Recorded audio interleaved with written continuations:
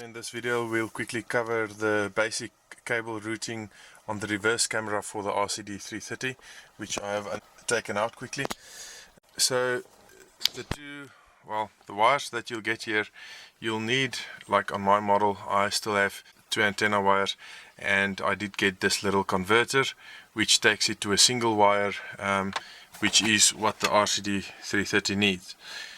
On the later model Amaroks, I think you do only get one of these, so you should not have a problem. Then the wire that you do get is this normal yellow video connector.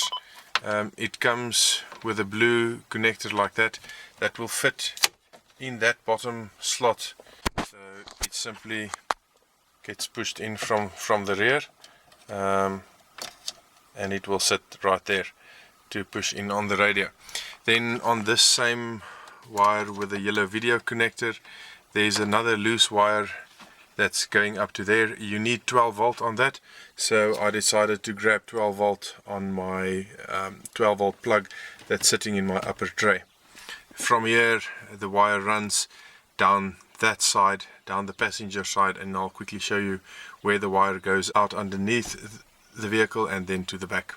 Right, so at the passenger side you can lift this trim up by simply pulling it off, and then you can wiggle out this carpet, and then you'll see the plug that I used. I taped it up a bit, but the wires, or the single wire that comes from the radio, I've fed behind the carpet and then through this plug.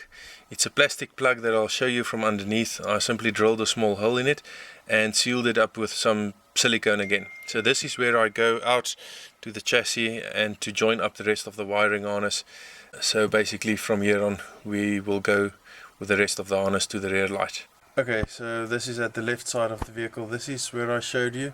That's the bottom of the plug at the passenger side footwell, where the wires goes through. Now you'll see the one goes to the front, because the one set is for my light bar that's on the front, which has got a switch next to the gear lever.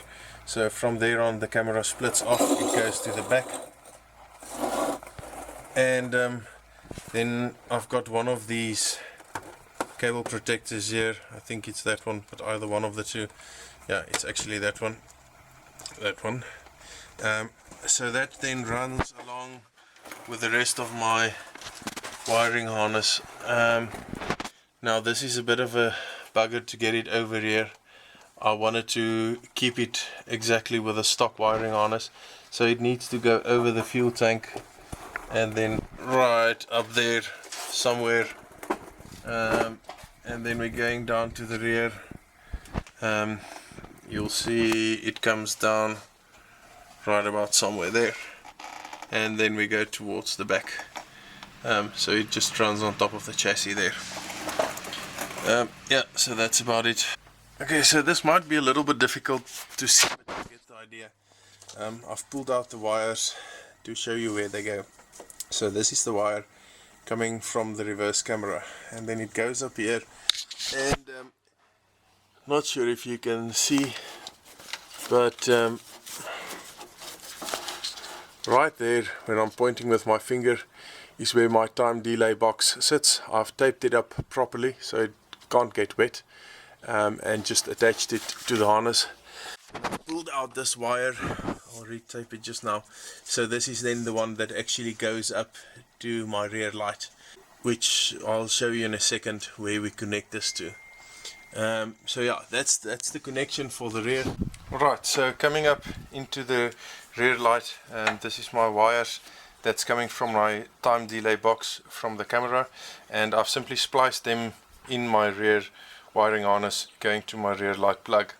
Now you need to connect this up to ground and reverse on this plug.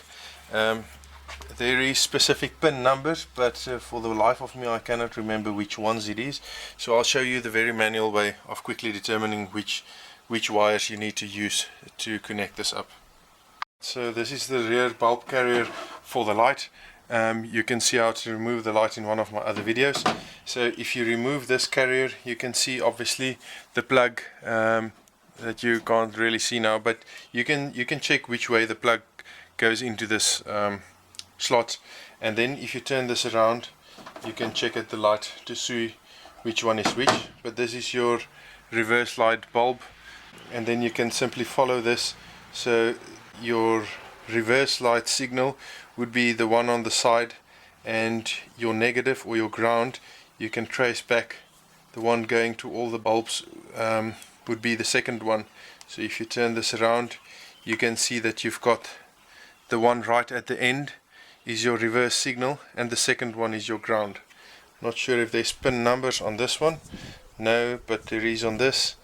So that's actually on the plug of the rear light.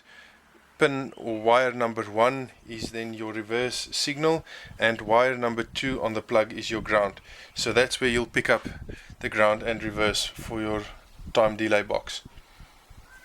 So to show you the place that I installed mine, this is the left license plate light bulb holder. You do get in the kit that you get from the link in the description, includes a bunch of different of these holder replacements. So you remove your stock one, which looks like this. You take that out. That new holder then has a place for the light bulb to go in and for the camera to screw in. So this is the reason why it's angled a bit downwards, which is not great, but I do like the install. I do like that it's out of the way. The other option would be to mount it here, but then it mounts on a little bracket and it's just a little bit more in the way. I might test it out in the future, but for now I'm actually quite satisfied with that position and the fact that it's out of the way and installed quite neatly. Right guys, so that's about it for the cabling and the installation of the rear view camera. I know I didn't cover the installation. Actually only you need to know where the wiring runs. Apart from that, it's only some splicing in here and there. You need some electrical tape and so on. I did prefer to solder my wires in. But if I missed anything, please drop a comment below and I'll try to answer them.